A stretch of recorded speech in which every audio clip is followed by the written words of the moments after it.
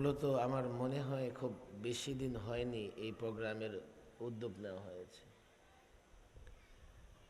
হঠাৎ করে আমাকে আপনাদের জামাই, আমার শ্বশুর বাড়ির এলাকার আপনাদের জামাই, ওনার বাড়ি কোথায়? আমার শ্বশুর বাড়ি এলাকায়। আমি যেখানকার জামাই, এই এলাকার যিনি জামাই, আমি যেখানকার জামাই তিনি সেখানেই থাকেন। বিবাড়িয়াতে আমার শ্বশুর বাড়ি, আর এখানে আজহারি সাহেবের শ্বশুর বাড়ি। হঠাৎ করে আমাকে বললেন যে একটা মাহফিল আছে, আপনাকে একটু সময় দিতে হবে। সময় বের করা বড় মুশকিল, সফর, প্রোগ্রাম, ব্যস্ততা, আবার সপ্তাহে 3 দিন যাওয়া লাগে কোর্টে। এই ব্যস্ততার মধ্যেও মূলত সম্পর্ক এবং মহব্বতের কারণেই এই প্রোগ্রামে কিছুটা সময় দিব বলে, বিশেষ করে সুলতানুল ওয়াইজিন খালিদ সাইফুল্লাহ আইয়ুবী আমাকে ইসরার করলেন, বাধ্যই করলেন যে আপনার আসতে হবে। বড় মুশকিল সময় বের করা, আর বিশেষ করে গত 2 দিন তো অবরোধ ছিল, আবার কাল পরশু হয়তো অবরোধ থাকবে। মাঝখানের দিনটা রাস্তায় প্রচণ্ড জ্যাম হয়। প্রথমে আসার পরে আলোচনা করার কথা থাকলেও সম্ভবত অন্যান্য আলোচকরা এটা মিল করতে পারেনি, আমিও মিল করতে পারি নাই। মাগরিবের পরে কিছুটা সময় দেব, এটা আমার জন্যে, আমার সফর অনেক দূরে, রাস্তাঘাট অনেক কঠিন হয়ে গেছে যানজটের কারণে। তারপরেও একটি দ্বীনি প্রতিষ্ঠানের এই মাহফিলে আসতে পেরেছি, আমি আল্লাহর শুকরিয়া আদায় করি। আমরা সবাই আল্লাহর শুকরিয়া আদায় করি, আবারও বলি আলহামদুলিল্লাহ। এই এলাকায় মাগরিবের পরে মাহফিল মাত্র শুরু হয়। মাগরিবের পরে মাহফিল কি হয়? শুরু হয়। মাশাআল্লাহ, শুরুতেই এত লোকজন জমায়েত হয়ে গেছে, আমার তো মনে হয় এশার পরে এখানে তিল ধারণের ঠায় জায়গা থাকবে না। কি করে কন্ট্রোল করবে আমি তো বুঝতেছি না। ছোট্ট একটা রাস্তা দিয়ে এই ছোট্ট মাঠ কি করে এত বড় প্রোগ্রাম কভার করবে, কন্ট্রোল করবে, আমার বুঝে আসতেছে না। আমি জানি না আশেপাশে আরো জায়গা আছে তো নাকি। মাগরিবের পরেই তো মাঠ ভরে গেছে, এখন তো লোকজন মাত্র আসবে। আর বাংলাদেশের প্রায় শীর্ষ আলোচক জামাই তো আসেনি, আসবেনই। শ্বশুরবাড়ি না আসলে আসবেন কোথায়? বন্ধুবর মাওলানা খালিদ সাইফুল্লাহ আইয়ুবী, হাবিবুল্লাহ মাহমুদ কাসেমি অত্যন্ত সুন্দর আলোচনা করেন, হয়তো আমার পরিবয়ন করবেন। এরপরে সদ্য কারামুক্ত, আমিও দীর্ঘদিন কারারুদ্ধ ছিলাম, তো সদ্য মুক্তি পেয়েছে রফিকুল ইসলাম মাদানী, তার নামও দেখা যায়, সেও আসবে। মাশাআল্লাহ, এই ওলামাদের আগমন এই কুরের পার, এটা আমি তো মনে করেছি একেবারে গ্রাম, আসলে গ্রাম নয়, বাণিজ্যিক এলাকার মতো, শিল্প এলাকা। মাশাআল্লাহ, শিল্প এলাকা। মাহফিল চলবে, রাত পর্যন্ত মাহফিল চলবে, হয়তো মধ্যরাত পর্যন্ত মাহফিল চলবে। এখন যারা আসছে বসছে, আমি অধিকাংশ দেখতে পাইতেছি মাদারসা কওমিয়ার ছাত্র। কথা ঠিক না বেটে? যদিও ছাত্রদের মাহফিলে আসার তেমন প্রয়োজন নাই, ছাত্ররা আমাদেরকে মহব্বত করে, এই জন্য মাহফিলে আসে। ছাত্র যখন মাহফিলে আসে, বিশেষ করে ম্যাক্সিমাম ছাত্র থাকে, তখন ওয়াজের ধরন পাল্টায় দেওয়া লাগে। ওয়াজের ধরন কি দেওয়া লাগে? পাল্টায় দেওয়া লাগে। হয়তোবা অনেক ছাত্রদের বয়স কম, কিন্তু তারা দ্বীন শিক্ষা, ইসলামী শিক্ষায় অনেকেই যথেষ্ট জ্ঞান অর্জন করে ফেলেছে। একেবারে শিশু বাচ্চা, নবজাতকের যে খাবার হয়, 6 বৎসরের শিশুর খাবার সেম হয় না, তেমন হয় না। মাহফিলগুলোতে ওলামায়ে কেরাম সাধারণ মানুষের জন্য যখন নসিহত করেন, এই নসিহত একেবারে সাদা সিধা নসিহত হয়, একেবারে প্রাথমিক লেভেলের নসিহত হয়। কিন্তু ছাত্র বা ওলামায়ে কেরাম যখন কোনো মাহফিলে থাকেন, সেখানে আলোচনার কোয়ালিটি একটু বৃদ্ধি করা লাগে। অনেক ছাত্র মাশাআল্লাহ এখানে আসছে, এই মাদ্রাসার বা হয়তো আশেপাশে মাদ্রাসার আরও হয়তো আসবেন। যে কজন ছাত্র এখানে এসছেন তারাও কোনোভাবে কম নয়।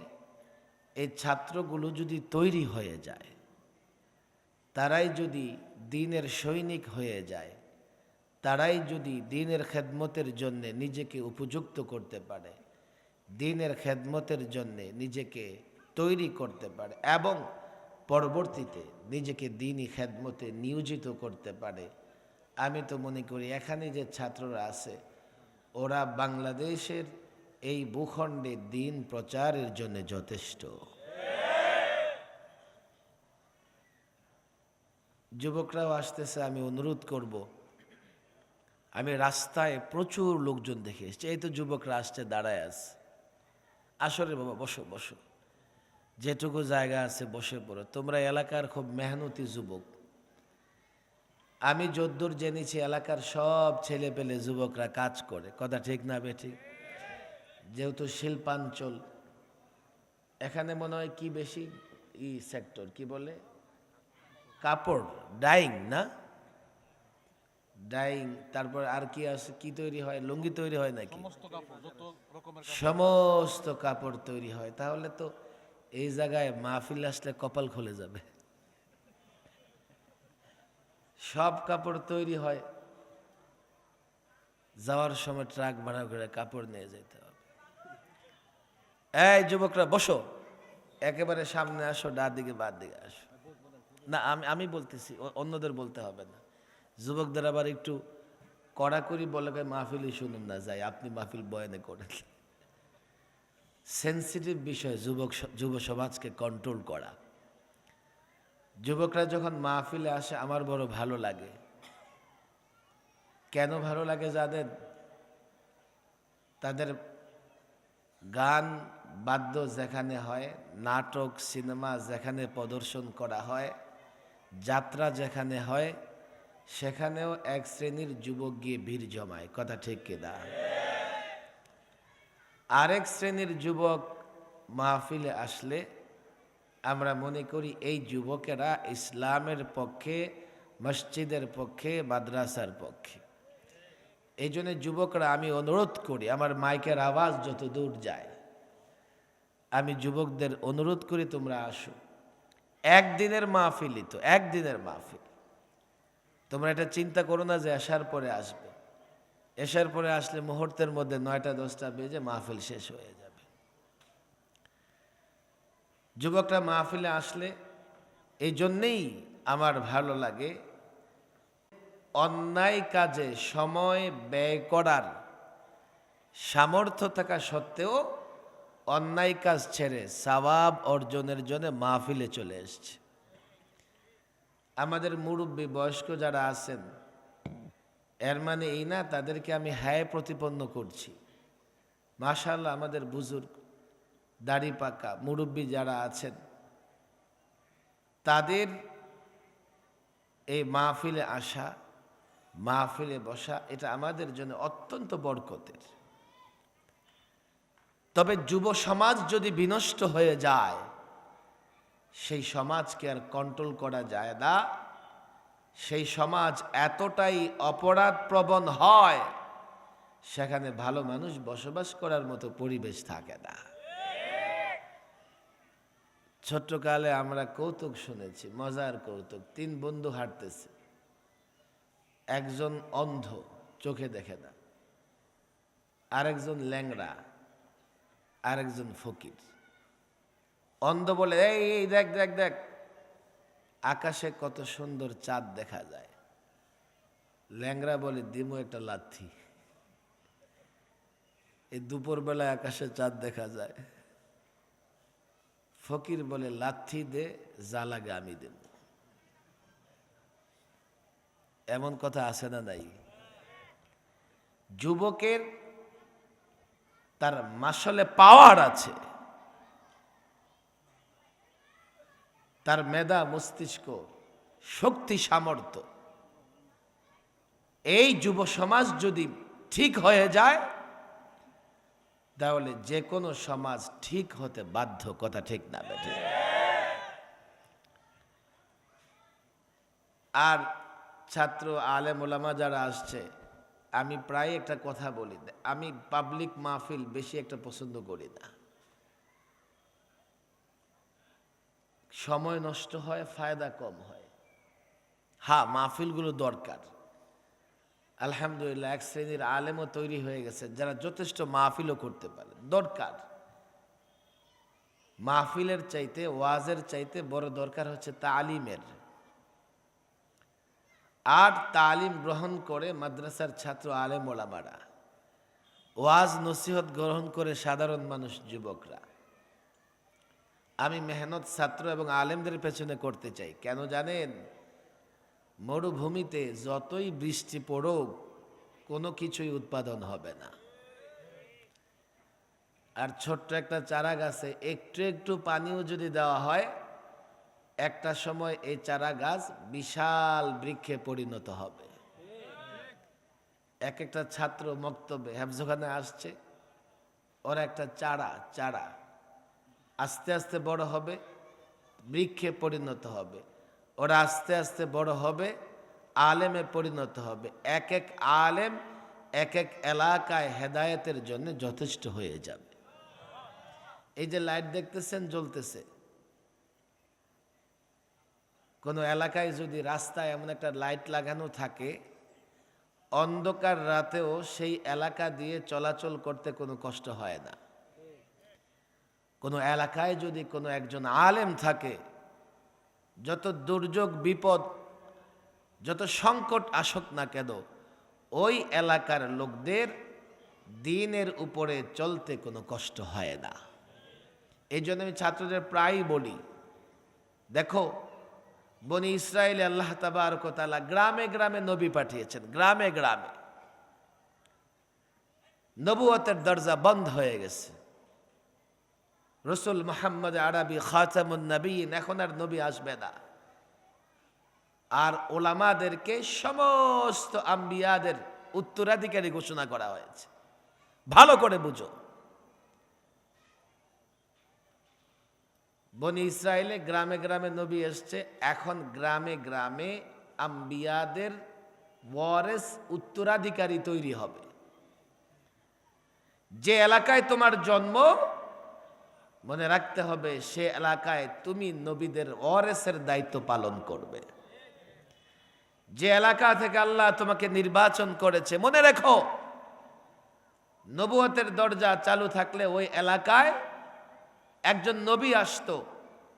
যে এলাকা আল্লাহ তোমাকে জন্ম দিয়েছেন, যে এলাকা আল্লাহ তোমাকে পাঠিয়েছেন, নবুয়তের দরজা যদি ওপেন থাকতো, খোলা থাকতো, নবী হতো সেখানে। নবুয়তের দরজা বন্ধ, তো নবীদের উত্তরাধিকারী তোমাকে আল্লাহ তাবারক ওয়া তাআলা সেখানে প্রেরণ করেছেন। নবুয়তের দায়িত্ব অর্থাৎ নবীরা যে দায়িত্ব পালন করেছে সে দায়িত্ব তোমাকে পালন করতে হবে। এর জন্য আমি ছাত্রদের বলি, দেখো তোমাদের পেছনে মেহনত করা, কথা বলার মূল উদ্দেশ্যই তোমরা তৈরি হয়ে যাও। আজকাল গতানুগতিক মাদ্রাসায় পড়তেছে, ওলামায়ে কেরাম এখানে আছে, মাদ্রাসার সংখ্যা বাড়তেছে, ছাত্রের সংখ্যাও বাড়তেছে, কিন্তু দ্বীনি শিক্ষা সংকুচিত হয়ে যাচ্ছে। ছাত্ররা কি আমার কথা বুঝতেছো? ম্যাক্সিমাম তো ছাত্র বসে আছে, মাদ্রাসার ছাত্র নয় এমন যুবক কজন আছেন? একটু হাত উঠান তো দেখি। মাদ্রাসার ছাত্র ছাড়া, মাশাআল্লাহ, আপনারা কি এই যে চারজন মাদ্রাসা না? আরে শিক্ষক ছাত্র হাত উঠাবে না, শুধু সাধারণ যুবকরা হাত উঠাবে। এই টুপি দাঁড়িয়েও লাগে সাধারণ যুবক? আর আল্লাহু আকবার বলেন। হাত নামান, হাত নামান। হায় হায় হায়, আমারই আসলে ভুল ধারণা ছিল। একটা জোরে বলেন আল্লাহু আকবার। একেবারে দেখতে আলেম মাদ্রাসার ছাত্রের মতো লাগে। মাশাআল্লাহ। যাই হোক, আপনার একটা কথা খেয়াল করে বোঝার চেষ্টা করবেন। প্রতিষ্ঠান বাড়তেছে, ছাত্রও বাড়তেছে, কিন্তু শিক্ষার বিস্তার হচ্ছে না, শিক্ষার প্রচার ঘটতেছে না, শিক্ষা ব্যবস্থা সংকুচিত হচ্ছে। ওই ওদিকে চিল্লাই কে?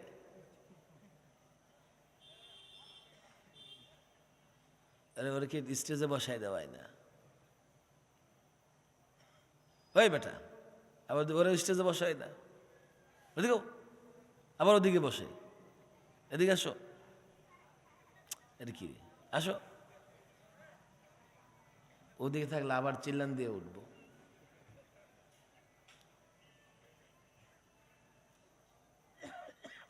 আমার প্রশ্নটা আপনারা বুঝেন? বুঝেন নাই। সমস্যা যদি কেউ না বুঝে সমাধান কোত্থেকে দেবে? কারো ব্যথা মাথায়, সে পায়ে যদি সারাদিন পট্টি লাগায় রাখে, মাথা ব্যথা ভালো হবে?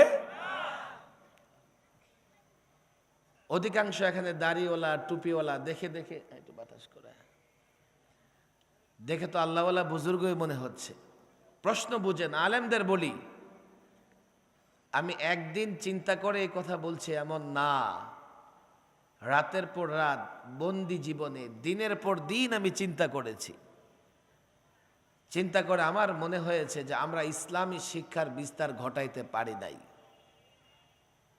শাইখুল হিন্দ মাহমুদ হাসান দেওবন্দি মাল্টা জেল থেকে মুক্ত হয়ে তিনি দুটা কথা বলেছিলেন, যে জেলখানায় আমি দুটা জিনিস শিখেছি। কটা জিনিস? কয় কি? এক হচ্ছে কোরআনের শিক্ষাকে ব্যাপক করতে হবে।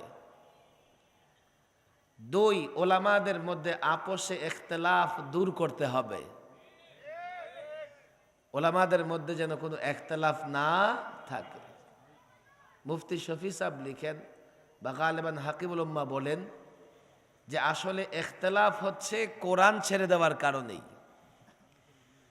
তাহলে বিষয় মূলত একটা, এই জাতির অধপতন অবক্ষয় প্রতিরোধ করবার জন্যে কোরআনই শিক্ষার বিকল্প নাই। কথা ঠিক না বেঠিক?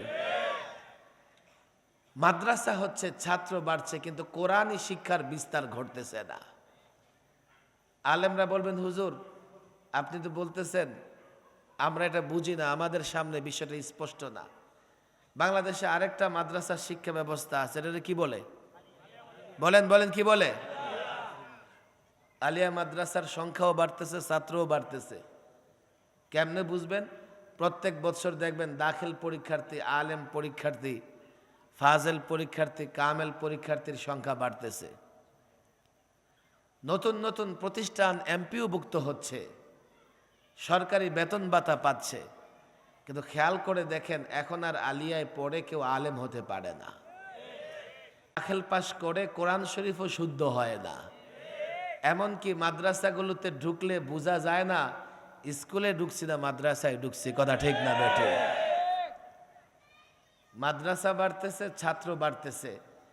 এক সময় আলিয়া কওমি মাদ্রাসার সিলেবাস এক ছিল, উভয় জায়গাতে পড়লে আলেম হওয়া যেত। এখন আর আলিয়াতে পড়ে আলেম হওয়া যায় না। তাহলে বোঝা গেল প্রতিষ্ঠান আছে, ছাত্র আছে, ইসলামী শিক্ষাই নাই। কওমি অঙ্গনের কথা আমি বলি, দেখেন একটা সময় ছেলেরা দাওরায়ে হাদিস পাশ করলে হাদিসও বুঝতো, ফিকাও বুঝতো, তাফসিরও বুঝতো। এখন দাওরায়ে হাদিস পাশ করার পরে তাকে আলাদা করে তাখাসসুস পড়া লাগে। তাখাসসুস ফিল হাদিস, তাখাসসুস ফিল ফিকহ, তাখাসসুস ফিল তাফসির, এগুলো পড়া লাগে। ছাত্র বাড়ছে, প্রতিষ্ঠান বাড়ছে, পড়াশোনার মান এবং পড়াশোনার বিস্তার সংকুচিত হয়ে পড়েছে। ফলে কি হচ্ছে জানেন? এ ছাত্র তোমাদের বলি দেখো আমরা তো আমাদের জীবন পার করে ফেলেছি। তোমাদের বলি শুধু বৎসর গুনে গুনে ফারেক হলেই হবে না, ইসলামী শিক্ষাটা আয়ত্ত করতে হবে। যদি ইসলামী শিক্ষা আয়ত্ত না করতে পারো, বৎসর নষ্ট হবে, বৎসর নষ্ট হবে, ইসলাম বুঝবে না। আর ইসলাম যখন তোমরা বুঝবে না, ইসলামের মুনাফা লাভ, ইসলাম দ্বারা উপকৃত হতে পারবে না। দুটা প্রশ্ন বুঝেন আপনাদের আমি বলি। ইসলাম সম্পর্কে কিছু কমন কথা আছে। ইসলাম বিজয়ের ধর্ম, কথা ঠিক না বেঠিক? আমার সাথে বলেন, বুঝেন আর না বুঝেন। আপনাদের কষ্ট হচ্ছে নাকি? মাগরিবের পরে ক্লান্ত হয়ে গেছেন? ইসলাম সুন্দরের ধর্ম। ইসলামে যা আছে সব সুন্দর, ইসলামে কোনো অসুন্দর। ইসলাম সাম্যের ধর্ম। ইসলামে কোনো বৈষম্য নাই, কোনো বৈষম্য নাই। ইসলাম ন্যায়সঙ্গতভাবে মানবাধিকার থেকে শুরু করে নারী, শ্রমিক, শিশু অধিকার, আমি তো ইদানিং প্রায় বলি, শুধু মানবাধিকার নয়, পশুর অধিকারও ইসলাম নিশ্চিত করেছে, কথা ঠিক না বেঠিক? এই জন্যই তো সূরাতুল বাকারা, সূরার নাম গাবি, আছে না নাই? সূরার নাম গাবি, আমাদের পড়তে কোনো লজ্জা হয়? পোকামাকড়ের অধিকার ইসলাম নিশ্চিত করেছে, সূরা আনকাবুত, আছে না নাই? সূরাতুন নামল, আছে না নাই? হুজুর নারীর অধিকার আপনারা একেবারে বিশ্বাস করেন না। আরে ভাই, পুরা কোরআনে কোথাও সূরাতুর রিজাল আছে, কিন্তু সূরাতুন নিসা আছে, কথা ঠিক না বেঠিক? কে বলেছে ইসলাম আমরা নারীর অধিকার দেই না? ইসলাম সাম্যের ধর্ম। ভালো করে বুঝো এই কথাগুলো। এগুলো না বুঝবার কারণে হাত পাখা থামাইছে কেটায়,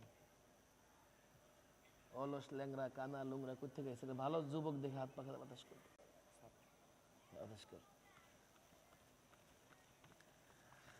আল্লাহ, আপনাদের কষ্ট হইতেছে?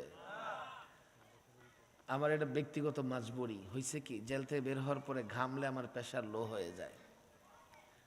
ডাক্তার তো বলে প্রোগ্রামই করার দরকার নেই, 6 মাস রেস্টে থাকেন। আমি প্রায় বলি যে রেস্টে থাকলে 6 মাস থাকলাম, এরপরে যে বাঁচবো কোনো গ্যারান্টি আছে? তো রেস্টে থেকে লাভ কি? ইসলাম সম্পর্কে আমাদের আলেম ওলামাদের ধারণাই এখন অসম্পূর্ণ হয়ে যাচ্ছে। ইসলাম সুন্দরের ধর্ম, সৌন্দর্যের ধর্ম, ন্যায়ের ধর্ম, ইনসাফের ধর্ম, শান্তির ধর্ম। ইসলাম হচ্ছে বিজয়ের ধর্ম, কথা ঠিক না বেঠিক? হুজুর বুঝলাম আপনি এগুলো বললেন। ইসলাম যদি বিজয়ের ধর্ম হয়, আজকে যেখানেই মুসলিম সেখানেই মার খায়, কারণ কি? কই আমরা তো বিজয়ী হতে পারতেছি না।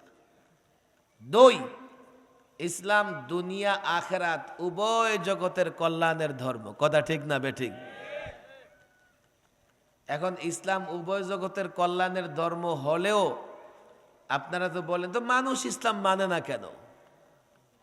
কেন মানে না? কয়টা প্রশ্ন রাখলাম। ইসলাম বিজয়ের ধর্ম, কিন্তু আমরা বিজয়ী না পরাজিত? আরো জোরে বলেন, বিজয়ী না পরাজিত? ইসলাম দুনিয়া আখেরাতের কল্যাণের কথা বলে, যদিও দুনিয়া আখেরাতের কল্যাণের কথা বলে, তো জনগণ ইসলাম মানে না কেন? এই ছাত্রদেরকে আমি বলতেছি, আলেম ওলামাদের বলতেছি, ইসলাম বিজয়ের ধর্ম, কল্যাণের ধর্ম হওয়ার পরেও ইসলাম লোকেরা কেন প্র্যাকটিস করে না? আমরা কেন বিজয়ী হই না? আমরা আসলে এখনো ইসলামটাকে বুঝে শেষ করতে পারি নাই। এই যুবকরা ইসলাম বুঝে না। আমি যদি যুবকরা ইসলামের কথা বলি, বলে হুজুর এই ইসলাম ইসলাম করে তো ধনী হওয়া যাবে না, রাজনীতি করা যাবে না, রাজত্ব করা যাবে না, নেতৃত্ব দেওয়া যাবে না। এই যুবক কে বলেছে? ইতিহাস পড়ো। তোমরা যুবকরা যখন, মুসলিম যুবকরা যখন ইসলাম অনুসরণ করেছ, 1000 বৎসর গোটা পৃথিবীতে রাজত্ব করেছ। কে বলেছে? মাথায় টুপি দিয়ে মুসলিম যুবকরা মাথায় টুপি পাকড়ি লাগিয়ে জুব্বা পরে ইসলামের স্লোগান দিয়ে কোরআন মেনে 1000 বৎসর গোটা পৃথিবী শাসন করেছে। আর আজকে তোমরা পশ্চিমাদের অনুসরণ করতেছো, জেন্টেলম্যান হয়ে গেছো, তাদের কালচার গ্রহণ করেছো, তাদের পোশাক গ্রহণ করেছো, ফলে প্রত্যক্ষ পরোক্ষভাবে তাদের গোলামে পরিণত হয়েছো। রাজত্ব তোমরা করো, তবে তাদের পদলেহন করা ছাড়া রাজত্ব করতে পারো না। এ যুবক, কে বলেছে ইসলাম মানলে রাজত্ব করা যাবে না? ইতিহাস একটু পড়ো না রে যুবক। আজকে আমাদের প্রতিবেশী দেশ সকালবেলায় বদনা নিয়ে রেল লাইনের দিকে দৌড়ায়। আরে কথা ঠিক না বে ঠিক? নদীর পারে জঙ্গলে দৌড়ায়, যাবে কোথায়? বাথরুম তো নাই। 700 বৎসর শাসন করেছো তুমি, তাদের উন্নতি অগ্রগতি বলো, কথা দীর্ঘ হয়ে যাবে। আমার সঙ্গে টকশো করেছে বাংলাদেশে এমন একজন প্রফেসর, বুদ্ধিজীবী আছেন, মাঝে মধ্যে কিছু তিক্ত কথা বলে। এই তিক্ত কথাগুলো আবার আমাদের পক্ষে চলে আসে। নাম তার ডক্টর সলিমুল্লাহ, নাম শুনেছি তো, বেসরকারি ইউনিভার্সিটির প্রফেসর। তার ইদানিং দুটা কথা আমাকে বড় ভাবনায় ফেলে দিয়েছে, চিন্তায় ফেলে দিয়েছে। সে কি বলে জানেন? আমার দিকে তাকান, নাইলে এই কথাগুলো বুঝবেন না। ছাত্ররা বুঝার চেষ্টা করো। তার দুইটা বক্তব্য আমার হৃদয়ে বড় রেখাপাত করেছে। এক, আজকে অক্সফোর্ড ইউনিভার্সিটি, কেমব্রিজ, পশ্চিমা বড় বড় ইউনিভার্সিটিগুলো গর্ব করে, অহংকার করে। কেন? গোটা পৃথিবী থেকে যুবকরা, স্টুডেন্টরা গিয়ে গিয়ে সেখানে পড়াশোনা করে, লক্ষ কোটি টাকা খরচ করে। আমার বাংলাদেশের কোনো স্টুডেন্ট যদি অক্সফোর্ড কিংবা কেমব্রিজের চান্স পেয়ে যায়, তো সে তো মনে করে তার কপাল খুলে গেছে। ডক্টর সলিমুল্লাহ বলে, এই ইতিহাস তালাশ করে দেখো, এই পশ্চিমা ইউনিভার্সিটিগুলো মাদ্রাসা শিক্ষা নকল করে তারা ইউনিভার্সিটি কায়েম করেছে। আমাদের ছাত্ররা যখন নিজেদের না চিনবে, হীনমন্যতায় ভুগবে। কেউ যখন মৌলবাদী বলবে তো বলবে, হা আমি মনে হয় মৌলবাদী, শেষ হয়ে গেলাম। কেউ জঙ্গি উগ্রবাদী বলবে তো জমিনকে বলবে, জমিন তুমি ফাঁক হয়ে যাও, তোমার নিচে চলে যাই। আর যদি নিজেকে চেনো, নিজেকে যদি জানো, বাতিল যেই হোক না কেন তার চোখে চোখ তুলে কথা বলতে ভয় পাবে না। দ্বিতীয় কথা, ডক্টর সলিমুল্লাহ খান, আজকে আমরা যখন আরবি পড়াই, তো এদেশের এক শ্রেণীর মানুষের চুলকানি শুরু হয়ে যায়। এমন একজন আছে, 71-এ করেছে মুরগি চুরি, এখন হয়ে গেছে মুক্তিযোদ্ধা। পাঠ্যপুস্তকে আগে ছিল শরেয়তে অজগর, আর এখন হয়ে গেছে শরেয়তে অতে ওযু করি নামাজ পড়ি। সে বলে এটা কেন হবে? তার এটা ভালো লাগে না। টেলিভিশনে বসে বসে ইসলাম, মুসলমান, মাদ্রাসা শিক্ষার বিরুদ্ধে বলতে থাকে। আমরা ব্যথা পেয়ে, আমরা অন্তরে ব্যথা পেয়ে যখন চিৎকার করি, তখন আমাদেরকে বলা হয়, আপনারা এত জোরে আওয়াজ করেন কেন? আমরা কেন জোরে আওয়াজ করি? মনে রেখো, বাতিলের আওয়াজ যত জোরে হবে, হকের আওয়াজ তার চাইতেও জোরে হবে। তাদেরকে থামাও, আমরা থেমে যাব। আর তারা আস্ফালন করবে, তারা রণহুঙ্কার দেবে, আমরা কাপুরুষের মতো ময়দান ছেড়ে পালাবো। আল্লাহর কসম এটা হতে পারে না। আমি মুসলিম, আমি বীর, শাহাদাত আমার তামান্না। আল্লাহর কসম, বাতিল যতক্ষণ রণাঙ্গনে থাকবে, ততক্ষণ হক পন্থীরা লড়াই করবে। আমরা ভীত কাপুরুষ নই, ময়দান ছেড়ে পালিয়ে যাব। আরবি শিক্ষার কথা বললে তাদের বড় অ্যালার্জি শুরু হয়ে যায়। সলিমুল্লাহ খান বলে, আজকে তোমরা বিজ্ঞান চর্চা করতেছো, আজকে তোমরা চিকিৎসা বিজ্ঞান চর্চা করতেছো। জানো 300 বছর আগে, এখন এগুলো শিক্ষার মাধ্যম কি ইংরেজি। আপনি দেখবেন কোর্ট কাছারি বই পুস্তক ইংরেজি, চিকিৎসার বই পুস্তক ইংরেজি, ইঞ্জিনিয়ারিং বই পুস্তক ইংরেজি, জ্ঞানের মাধ্যম হয়ে গেছে ইংরেজি। ইংরেজি ছাড়া কিছুই বোঝে না। আর দু চারটা ইংরেজি বলতে পারলেই মনে করে আমি একটা কিছু হয়ে গেছি। Yes, no, very good. বাস 300 বছর আগে এই সমস্ত শিক্ষার মাধ্যম ছিল আরবি। আরবি থেকে নকল করে করে পশ্চিমারা ইংরেজি বানিয়ে এখন বাঙালিদের গিলানোর চেষ্টা করতেছে। আমরা যখন মূলে আসি এটা ওদের ভাল লাগে না, আর ইংরেজি শিখে ওরা ইউরোপিয়ানদের গোলামি করবে এটাই ওদের ভালো লাগে। হীনমন্যতায় ভোগা যাবে না। নিজেদের ত্রুটিগুলো, এই ছাত্র সমাজ তোমাদের বলি, তোমাদের 1-2 ঘন্টা ওয়াজ করে তোমাদের কোনো ফায়দা হবে না। যেই লেভেলের ওয়াজ আমরা করি ওয়াজ মাহফিলে, আল্লাহ তাবারক ওয়া তাআলা তোমাদের এবং ওলামাদের এর চাইতে বড় লেভেলের জ্ঞান দিয়ে রাখছে। কথা ঠিক না বেঠিক? ওয়াজ মাহফিলে আমি 50 ঘন্টা ওয়াজ করলেও কারো সূরা ফাতিহা শুদ্ধ হবে? আরে হবে? 1 ঘন্টা একজন আলেমের সামনে বসো, 1 ঘন্টা সূরা ফাতিহা শুদ্ধ হয়ে যাবে। কথা ঠিক না বেঠিক? একটা হচ্ছে ওয়াজ, একটা হচ্ছে তালিম। ছাত্রদের আমি ওয়াজ করি না, ওদেরকে তালিম দেই। আমি ওদের মেধা মস্তিষ্ক বিকশিত করতে চাই, আমি ওদের চিন্তার জায়গা মেরামত করতে চাই, আমি ওদের সিনাকে প্রশস্ত করতে চাই, আমি ওদেরকে সহনশীল করতে চাই, আমি ওদেরকে উদার করতে চাই, আবার আমি ওদেরকে বাতিলের বিরুদ্ধে কঠোর হওয়ার জন্য উদ্বুদ্ধ করি। ওরা ইসলামের সৈনিক, আর সৈনিক প্রয়োজনে রণাঙ্গনে হুঙ্কার দেয়, বাতিলের বিরুদ্ধে লড়াই করে, কাপুরুষ ভীত হয়ে ঘরের কোণে বসে কিংবা ডিম বিরিয়ানি খেয়ে নিজের ঈমান বিক্রি করতে পারে না। তোমাদের চিন্তার জায়গা মেরামত করো। কেন আমরা ইসলাম বিজয়ী দিন হওয়ার পরেও আমরা বিজয়ী না? কেন এই যুবক মুসলমান ইসলাম গ্রহণ করে না? কারণ একটাই, দেখো আমার হাতে যদি ফোড়া হয়, এটা আমি অপারেশন করলাম আংশিক, আর কিছু পুঁজ ভিতরে রয়ে গেছে, জানো আমি তো সুস্থ হব না, ওই পুঁজগুলো ভিতরে থেকে আরো কিছু অংশ পচে গিয়ে পুরো হাতটাই বরবাদ হয়ে যাবে। কথা ঠিক না বেটে? আফাতুমিনুনা বিবাযিল কিতাব ওয়া তাকফুরুনা বিবায।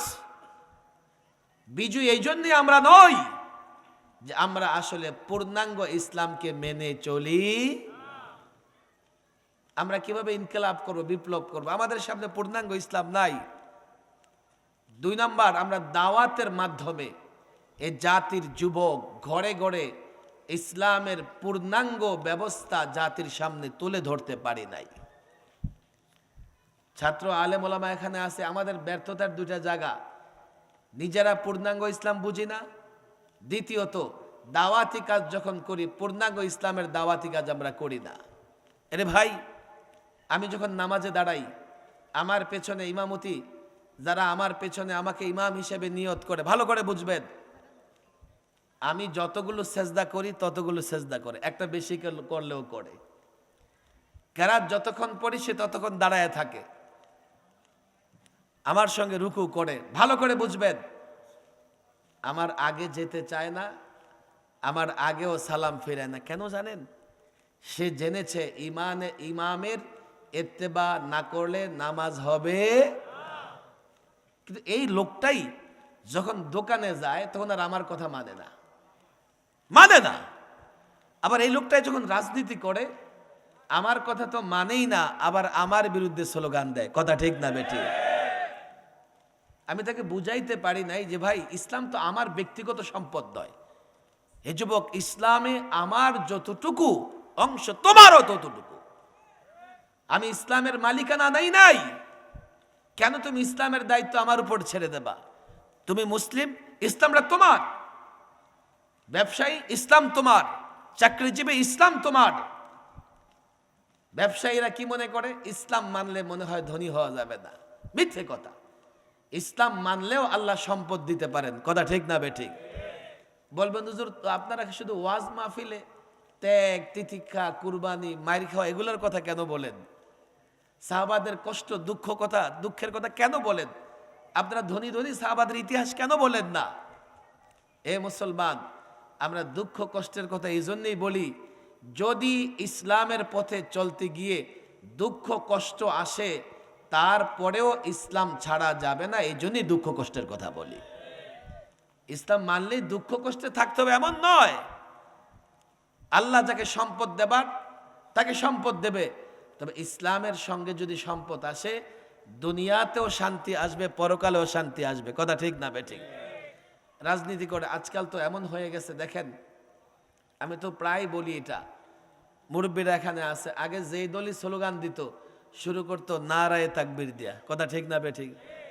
এখন দেখবেন আর ওখানে নারায়ে তাকবীর আল্লাহু আকবার দাই, নিজের দল নিজের নেতার নামে একটা নতুন স্লোগান বানাই দিছে। কথা ঠিক না বেঠিক? অথচ এই যুবকগুলো কিন্তু মুসলমান মুসলমান আর মুসলমান তাকবীর দেয় কার নামে? কার নামে? বলেন আল্লাহু আকবার। আরো জোরে বলেন আল্লাহু আকবার। এখন তো যুবকদের সব নোট আর ভোটে ব্যস্ত। যুবকরা নোট আছে, পরেরটা থাক আর নাক থাক, স্লোগান চেঞ্জ করে ফেলেছে। আল্লাহ মাফ করুন, কথা দীর্ঘ হয়ে যাবে, সময় আমার হাতে কম। আমি ইদানি এই কথাটা প্রায় বলি, দেখো তাকবীর মানে বড়ত্ব প্রকাশ করা, শ্রেষ্ঠত্ব প্রকাশ করা। তো বড়ত্ব শ্রেষ্ঠত্ব প্রকাশ করব যিনি বড় তার। কথা ঠিক না বেঠিক? বড়কে, যিনি বড় কাজ করেন, যিনি কি কাজ করেন? বড় কাজ কে করে? আর ছোট কাজগুলোকে আমরা করি। হ্যাঁ, দুনিয়াতে আল্লাহ আমাদেরকে অপশন দিছে, সুযোগ দিছে কিছু কাজ করার। আল্লাহ না চাইলে পারবো না, তবে কাজ করার সুযোগ কেন দিয়েছে? যাতে আমি মন্দ কাজ করলে এর পরিণতি ভোগ করতে পারি, ভালো কাজ করলে পুরস্কার নিতে পারি। কথা ঠিক না বেঠিক? সবকিছু কার ইচ্ছায় হয়? সমস্ত বড় কাজ কে করেছেন? ডাইরেক্টলি কে করেছেন? বলেন কে করেছেন? আসমান সৃষ্টি কে করেছে? জবান খুলে কে? জমিন কে সৃষ্টি করেছে? আসমানের খুঁটি আছে? আসমানকে কে ধরে রেখেছে? জমিনের খুঁটি আছে? এই যে মাটি, মাটির নিচে কি মাটি, মাটি মাটি আর পরে কি? শূন্য, মহাশূন্য। এই জমিনকে ধরে রেখেছে কে? আমাদের সৃষ্টি করেছেন কে? রিজিকের ব্যবস্থা করেন কে? কার কাছে ফিরে যাব? বিচার দিবসের মালিক কে? তাহলে বড় কে? স্লোগান হবে কার নামে? স্লোগান হবে কার নামে? তাকবীর দেব কার নামে? এটা তো মুসলমানদের বৈশিষ্ট্য। যদি অন্যের নামে স্লোগান দাও প্রয়োজন হয়, তো আগে কার নামে স্লোগান দিতে হবে? ১৫০০ বৎসর ধরে মুসলমানদের এই সংস্কৃতি ছিল। দেখো বুখারী শরীফের এক হাদিস বর্ণনা আমি প্রায় শোনাই, ছাত্র এ যুবক তোমরাও শুনো। এখন তো স্লোগানের মজলিস, তুমি নিজেও জানো যার স্লোগান দিতেছ সে কয় নম্বর, তারপরেও নোট পেলে ভুলে যাও, তার পেছনে ছুটো আর তার স্লোগান দিতে থাকো। তার চরিত্র ফুলের মতো পবিত্র, এই স্লোগান দিতে থাকো। আল্লাহর স্লোগান দিতে তোমার লজ্জাবোধ হয়, আল্লাহর নামে তাকবীর দিতে তোমার লজ্জাবোধ হয়। অথচ ১৫০০ বৎসর ধরে মুসলমান আল্লাহর নামে স্লোগান দিয়েছে। ইতিহাস দেখো, ইতিহাস খোঁজো। উহুদের যুদ্ধে মুসলমান সাময়িকভাবে পরাজিত হয়ে যায়। আবু সুফিয়ান ময়দানে নেমে হুঙ্কার ছাড়তে থাকে। রাসূল করিম সাল্লাল্লাহু আলাইহি ওয়াসাল্লাম কয়েকজন সাহাবীকে সঙ্গে নিয়ে পাহাড়ে আশ্রয় নেয়। আবু সুফিয়ান হুঙ্কার ছাড়ে, কি বলে জানো? এই তোমাদের মধ্যে মুহাম্মদ বেঁচে আছে কি? রাসূল বলেন উত্তর দিও না। এই তোমাদের মধ্যে ইবনে আবি কুহাফা আবু বকর বেঁচে আছে কি? রাসূল বললেন উত্তর দিও না। তোমাদের মধ্যে ইবনুল খাত্তাব ওমর বেঁচে আছে কি? রাসূল বলেন উত্তর দিও না। আবু সুফিয়ান ডিক্লার করে দিল সব হত্যা করে ফেলেছি। ওমর বললেন আমি আর বরদাস্ত করতে পারলাম না, চিৎকার করে বলে উঠলাম, ওরে আল্লাহর দুশমন, আল্লাহ সকলকে বাঁচিয়ে রেখেছে তোদের ধ্বংস করবার জন্যে। আবু সুফিয়ান এবার স্লোগান ধরলেন, যেমন স্লোগান আজকে আমরা ধরি, ওলো হবল, ওলো হবল, ওলো হবল, হবলের জয়, হবলের জয়, হবলের জয়। হবল ওই মূর্তি যেই মূর্তির তারা পূজা করত। হবল তাদের ওই খোদা যেই খোদাকে তারা নিজ হাতে বানায়া আবার সেই খোদাকে সেজদা করত। রসুল আরবি সাল্লাল্লাহু আলাইহি ওয়াসাল্লাম সাহাবাদের বললেন, ব্যাপার কি, তোমরা উত্তর দাও না কেন?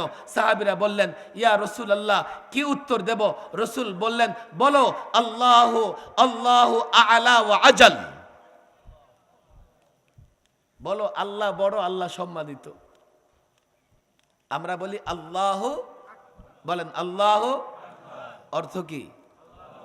আল্লাহ সবচেয়ে বড়। বলেন আল্লাহ আকবার মানে কি?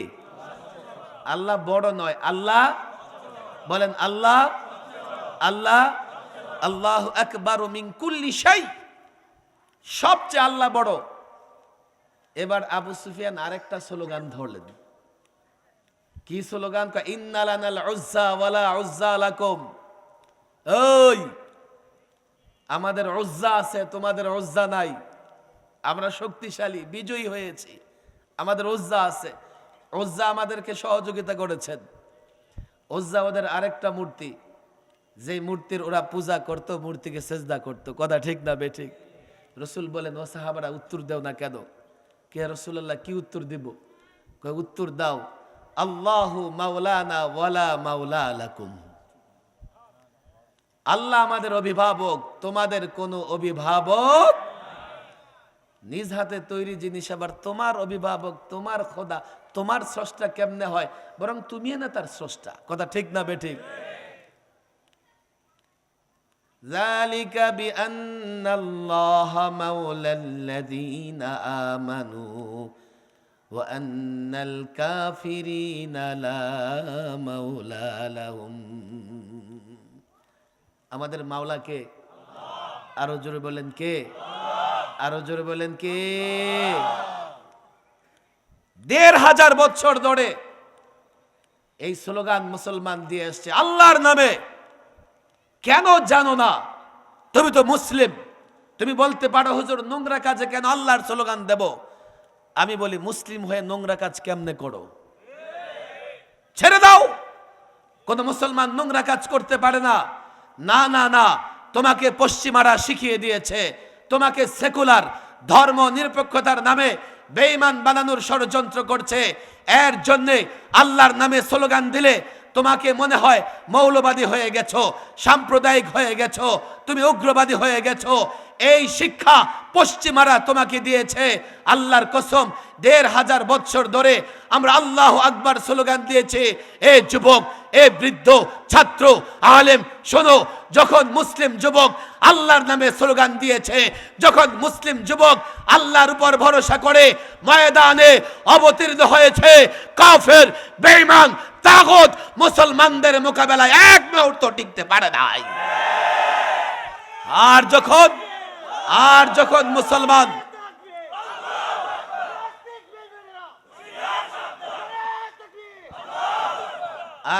মুসলমানরা এই শিক্ষা ভুলে গিয়ে পশ্চিমাদের কালচার গ্রহণ করেছে, এই মুসলমানদের বিজয়ের পথ বন্ধ হয়ে গেছে। কথা ঠিক না বেঠিক?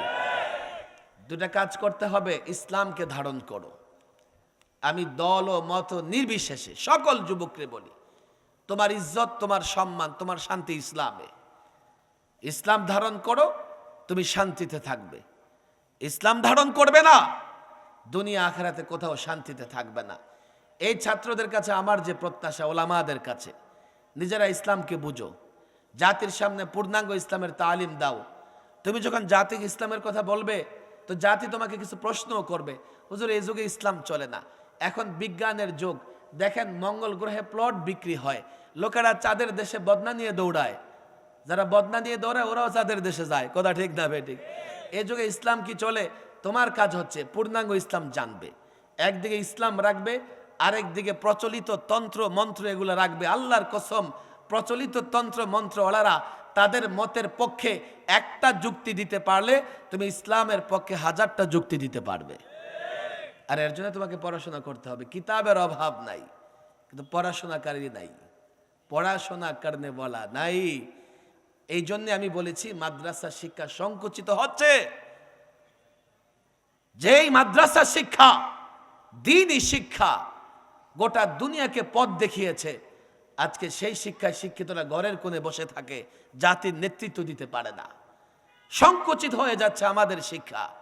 আমি তোমাদের বলবো যে প্রত্যাশার জায়গা তোমাদের কাছে, তোমরা উর্বর, তোমাদের মেধা উর্বর, তোমাদের কাছে মতন আছে, সনদ আছে, হাদিস আছে, তোমরা ইসলামটাকে বুঝো, তুলনা করো, তুলনা করো। এই যুবককে বুঝাও, তুমি তোমার তন্ত্র মন্ত্র নিয়ে আসো, আমি ইসলাম নিয়ে আসি, দেখি কোনটা বেস্ট।